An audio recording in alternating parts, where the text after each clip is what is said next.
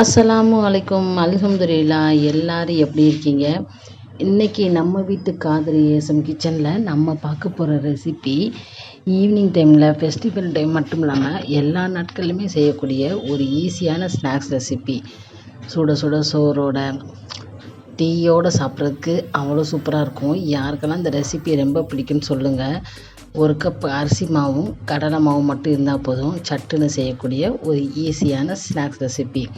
இது செய்கிறதுக்கு எந்த கப்பில் கடலை மாவு எடுக்கிறீங்களோ அதே கப்பில் ஒரு கப் அளவு அரிசி மாவு எடுத்துக்கோங்க. நான் இன்றைக்கி ஒரு கப் அளவு கடலை மாவு, அதே கப்பில் ஒரு கப் அளவு பச்சரிசி மாவு, இடியாப்ப மாவு இருக்கும் இல்லையா, அரிசி மாவு, வறுத்த அரிசி மாவு, அதுவுமே ரெண்டும் ஒரு கப் அளவு தான் எடுத்திருக்கேன். இது ஒரு கப் அளவு, அது ஒரு கப்பு சேர்த்துட்டு ஒரு ஸ்பூன் அளவு மிளகாய்த்தூள், தனி மிளகாய்த்தூள், அரை ஸ்பூன் சீரகத்தூள், 1/4 ஸ்பூன் மிளகுத்தூள், முழு சீரகம் சேர்க்கலை, ரெண்டுமே சீரகத்தூள் மிளகுத்தூள் ரெண்டும் சேர்த்துட்டு 1/4 ஸ்பூன் அளவு ஓமம் சேர்த்துருக்கேன். ஓமம் சேர்க்கும்போது நல்லா வாசனையாக இருக்கும்.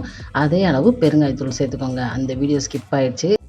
அதோட தேவையான அளவு உப்பு சேர்த்துட்டு எல்லாமே நல்லா பிசைஞ்சு எடுத்துக்கோங்க. அரிசி மாவு, கடலை மாவு, ஓமம், மிளகாய்த்தூள் எல்லாமே ஒன்று சேர நல்லா பிசைஞ்சிட்டு அதோட தேவையான அளவு தண்ணி சேர்த்துக்கோங்க.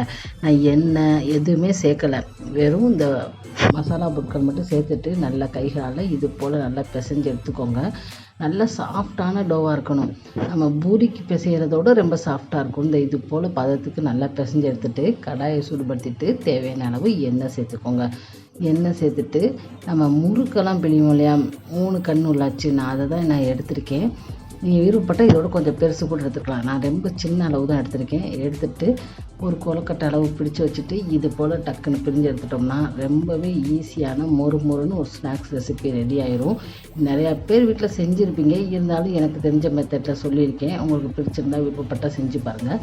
இது போல் அச்சில் செஞ்சுட்டு ஒரே சுத்தாக ஒரு பெரிய அளவுக்கு முறுக்கு போலேயே நல்லா ரவுண்டாக பிழிஞ்சு எடுத்துகிட்டு நல்லா எண்ணெய்லாம் அடங்கினதுக்கப்புறம் திருப்பி போட்டு மறுபடியும் ஒரு 3 நிமிஷம் வேக விட்டு எடுத்திங்கன்னா பார்க்குறதுக்கே நல்லாயிருக்கும். நல்லா மொறுன்னு சூப்பரான ரெசிபி ரெடி ஆயிடுச்சு.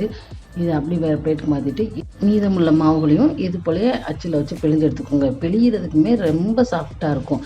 டக்குன்னு வச்சோன்னே ஈஸியாக பிழிஞ்சிடலாம். ரொம்ப கஷ்டப்பட்டுலாம் பிழின்னு அவசியம் இல்லை. நீங்கள் இது போல் ஒரு ரெசிபி ட்ரை பண்ணி பாருங்கள். எப்படி இருந்துச்சுன்னு சொல்லுங்கள். இன்ஷா அல்லாஹ் அடுத்த வீடியோவில் பார்க்கலாம். அஸ்ஸலாமு அலைக்கும்.